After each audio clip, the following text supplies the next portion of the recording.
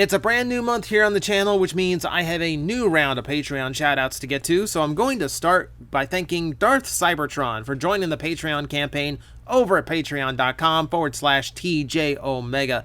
And thank you so much for the help. The Patreon is literally what keeps this channel going on a daily basis. I would not be able to do this without that added support. So thank you guys so much for allowing me to continue to do this. I sincerely hope that, my hope is that a lot more people join up, because I'm trying to offer a lot more in coming months. Like right now, like you got essentially about 23 exclusive videos going up right now. So I'm trying to offer more, because I would love to see more of you on the Patreon, and that will make this channel last a whole lot longer. So thank you guys. So, there were two big stories we could have talked about today. We could have talked about the Rise of the Beast trailer, which is the most obvious one, but it's the one that I kind of want to give a little bit more time to, and I want to try and get a little bit more done beforehand. And I want to go over it in the kind of detail no human being should look at for a trailer for a animated toy movie. So, instead, we're going to be talking about some leak listings that showed up recently, and this is pretty shocking as far as leaks go, because they are for 2024. We're still in 2022, by the way, and we're finding out about toys we're not going to see on a toy shelf, potentially, for over a year. Which means it probably might be like a good 6 months before we even see any physical examples or proof of their existence. Now, to be fair, computer listings are not proof that these toys are going to come out. They could be codenamed to something else. They could be canceled down the line. Plans have changed. We had listings for like repacks of Cheetor and Wheeljack, and for Legacy that never happened. So take it with a grain of salt. But we can assume that these are going to all come out at some point. But let's just be fair, maybe not. Though, yes, I do hope that you check out EEToys/TJOmega when they do go online, so you can get 10% off your pre-order. Never mind. I think it's 10% off in-stock orders, actually. But regardless, please use that link too. But no. Let's talk about the Voyagers first, and I think we have to start with Silverbolt. This one is obviously exciting. I'm thrilled that they're going beyond. I'm thrilled they're going beyond Season 1. The only touch after Season 1 they did was Dragon Megatron, which is cool. Like, if you need a leader class from that era, that's a really solid choice. But, for the extended cast and everyone beyond Season 1, Silverbolt is a very easy one to do. We know that they've been a little bit hesitant about doing Transmetals, so I wouldn't expect Rat Trap or Cheetor right off the bat. I don't know even where size-wise you would include, like, Megatron. Would you make him a bulked-out leader with extra parts? I don't know. But Silverbolt at a Voyager-class price point is a really good call. I'm expecting no missile gimmick, obviously, but I'm expecting those wing blades to be properly molded and painted this time, instead of just like the gray sticks the original toy had. I expect them to look like that. I expect the wings to be able to roll and flap. I'm expecting them to be able to roll onto his back and fold up. Maybe like flapping wings is a little bit too much, like hinges in the wings, but like rolling, like folding up and going onto his back the way he commonly had them in the TV show, that I can see. That I think is the biggest improvement, because the original toy is actually pretty close to the animation model, outside of how much those wings stick out. So that can use some major improvement, and I think it's going to be easy to add that improvement to this toy. And yeah, and scale-wise, it's going to be a lot nicer too. Even the original toy line, the scale between him and the others, considering how tall he was in the show, it could definitely use work. So I'm super happy he's going to be at a good size. He's going to be appropriate scale to everybody else. Get ready. Get some space beside your Black Arachnia toys now. You will need it. So that's super cool. That is super cool. Super cool because it's also like, it's only got 2 repaint options, one that barely looks like a repaint and one that looks god awful. So this is daring. This is a little bit daring of them because it's a mold they might only get to use once. All right, next up. We knew they were going to go with animated. They said they were going to incorporate animated into Legacy. We didn't know which characters, but we know now that an Optimus Prime is on the way.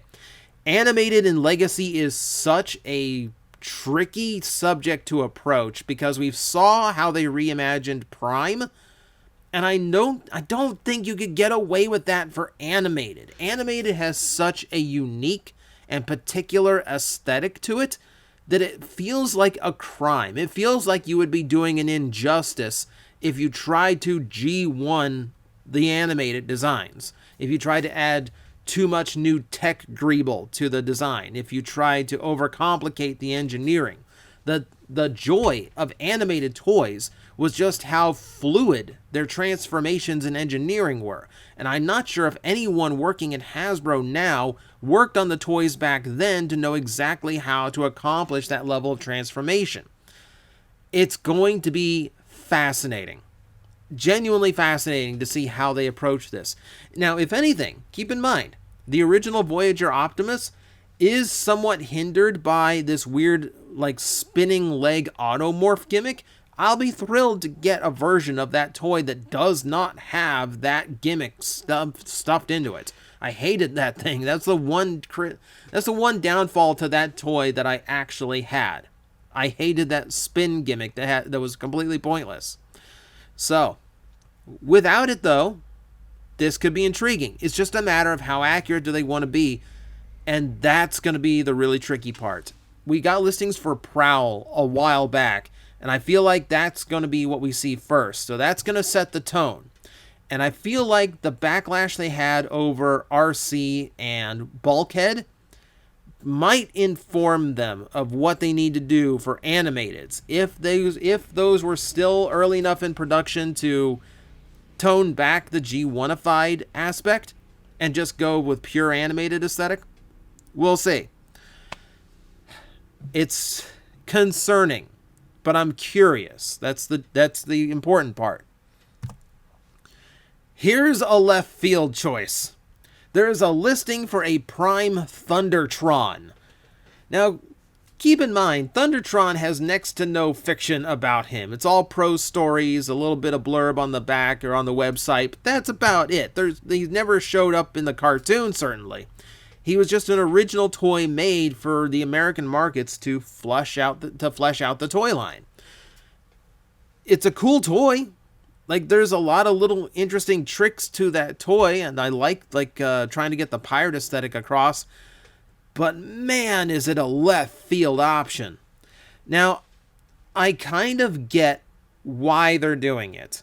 This, I do not believe, is going to look much like Prime Thundertron. I think it's going to be an homage to it, because this, I guarantee you, this is going to be a retooling of the Leo Prime that's coming out, the Lio Kaiser. I guarantee that. I cannot foresee them doing like an obscure Prime character, a toy-only Prime character, with a brand new mold when there's so many others that are just getting remolds, repaints with new heads, that kind of thing.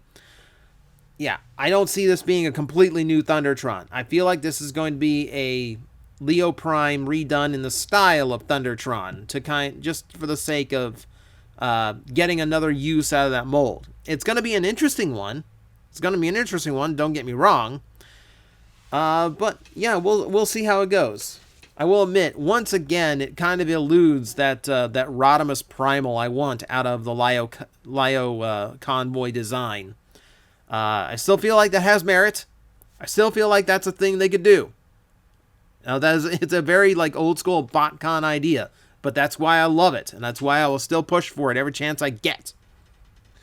But for now, it looks like we're going to get a blue and white Optimus toy instead. So we'll see how it turns out. We'll see. And then there's the one that thrilled me the most. So it's important here to note that the listing actually says Cyber Starscream. And there's different ways you could take that. Like Cybertron Starscream is the one that comes to mind first because, hey, it's a seeker. They're going to want as many molds usages as they can. You know, they love getting seekers to repaint, right? So I figure it's got to be Cybertron Starscream. And if there's anyone at Hasbro who loves me, and I know with the videos I do that is asking a lot, someone up there will repaint this thing into Skywarp colors, and I will have the toy of my dreams that I have wanted for way too long. I fully well know that probably might not happen, because there was no such thing as a black and purple version. Well, there was. San Diego Comic-Con did it as an exclusive. So actually, no, there's precedent for this. Now we keep this in mind. It says Cyber Starscream, which does leave room for doubt. Someone immediately thought that this was going to be Cyberverse Starscream at a Voyager scale, which, okay, if Legacy's touching on everything, I could understand that, but it's not exactly a Legacy design, considering they could probably do that toy in Earthspark and get away with it. But someone also suggested, a friend of mine suggested that it could also potentially be Hellscream. And that would be like Cyber Starscream with like the Beast Wars 2's like Cyber Shark design. I can't see that. That's such a deep cut. Like everything Hasbro does is like surprising. They could do deep cuts all they want, but I can't foresee them releasing that toy and calling it Starscream when it doesn't look anything like Starscream. It would be a derivative name like Leo Prime. Yeah, so I don't foresee that. I genuinely think this is going to be Cybertron Starscream, and I hope so. I really do. This is, like, Cybertron Starscream is my favorite design of that character ever. One of my favorite Transformer designs of all time. I would love to see a new version of it with some higher articulation. And don't tell me about Galaxy Meteor. I already have it. I'd want one without squeaky legs that I'm like scared to mess with. Can I get that, please? But yeah, this is super cool. Maybe they'll do a Titan of it. Maybe they'll just upscale the toy and call it a Titan. Give it a crown. Give it a gun. Oh, it's a Titan now. All right, moving on. All right, so we're going to move into the leader class leaks now. We're going to start with the boring one. There's a repack listed for Optimus Prime. It's using a different numbering than both the last time we saw the Earthrise mold and the new laser version. So we're not exactly sure which one it's going to be a repack of. I'm kind of betting the Earthrise, but could be wrong. Could be wrong. Like, I'm kind of surprised that we haven't seen like a Studio Series 86 Optimus Prime yet. Like, I kind of foresee that happening. Is like maybe like an Earthrise retool that has like a bigger, like more feature-filled trailer. I could see that happening. So like this image has nothing to do with what this may potentially be. It may just very well be a Laser Optimus Prime repack a year down the line. Not a big shock. Not a big shock. So nothing really to talk about.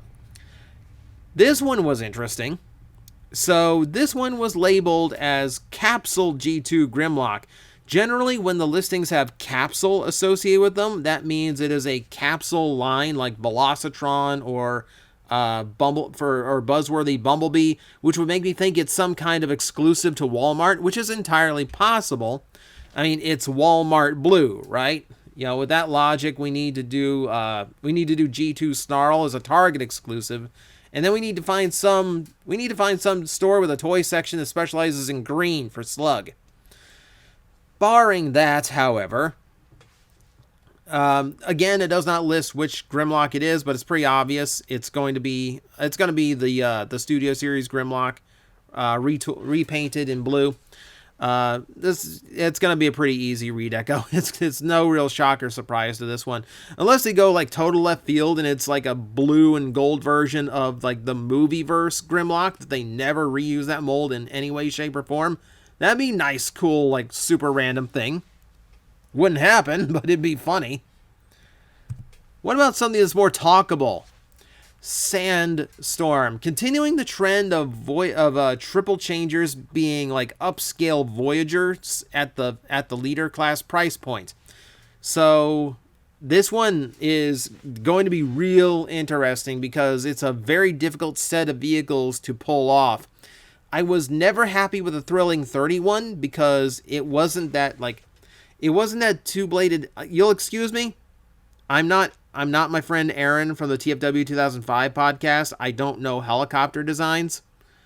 But it's one of the dual-bladed helicopters, like the long one. I wasn't happy with the Thrilling 30 making him a VTOL. I think it was a brilliant use of those big dune buggy wheels, but it really didn't feel true to the character. So this one I can only imagine is going to be a more accurate take on Sandstorm. And yeah, it's going to leave us down to just one Seeker who needs a new redo. Now I would still argue I still need that Springer to come out without battle damage. But on the Autobot side, that just leaves Octane. On the Autobot side, that just leaves Broadside. On the Decepticon side, that just leaves Octane. You can think of how you can tell how little I want to think about Broadside if I'm making Octane an Autobot all of a sudden. Regardless, there's only 2 to go. I don't know.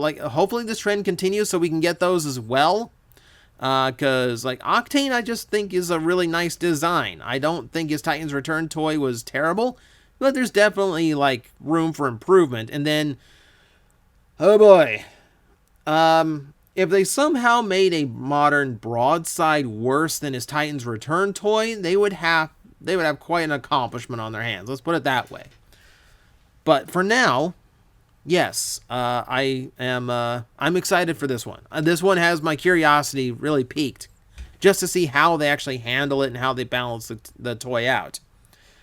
And I believe that leaves us with one to talk about.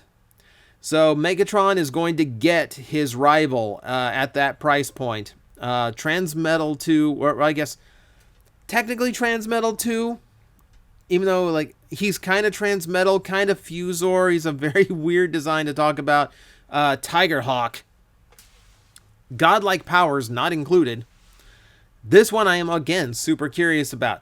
So, Tigerhawk is one of those designs that is very different in the show than he is the original toy. The original toy is far bulkier and stockier in overall proportions than he actually appeared in the show. And of course, you had a lot of weirdness happening with Tigatron, with the aborted gimmicks that toy had that never made it to fruition. Remember, Tigatron was a toy they canceled mid-development, so they took him out of the show, and then they changed their mind and continued development on it, added him to the show at the last minute, but said they had to kill him off because they weren't sure if they're actually going to make the toy, and then they went ahead and finally made the toy. Long, confusing history of Tigerhawk.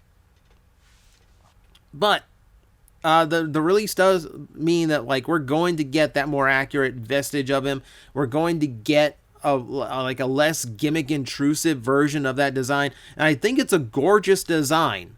So I think it's ripe for redoing. I'm just so happy. This is a 3-episode character. Tigerhawk got introduced. He had a sideline role in the next episode, and then he got his death scene in the episode following.